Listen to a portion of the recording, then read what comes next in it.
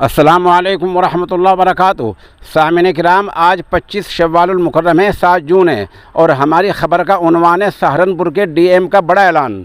असल में आज हमने दोपहर ये ख़बर डाली थी कि सहारनपुर का बाज़ार खुल गया है, सहारनपुर अनलॉक हो गया है।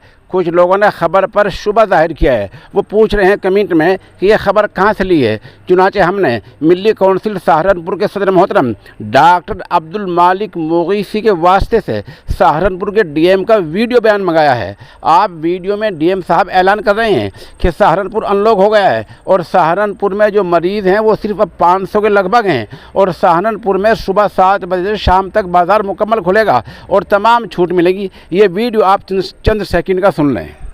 कि अब जनपद सहारनपुर में जो है कोविड के एक्टिव केसेस की संख्या इस समय लगभग 500 है।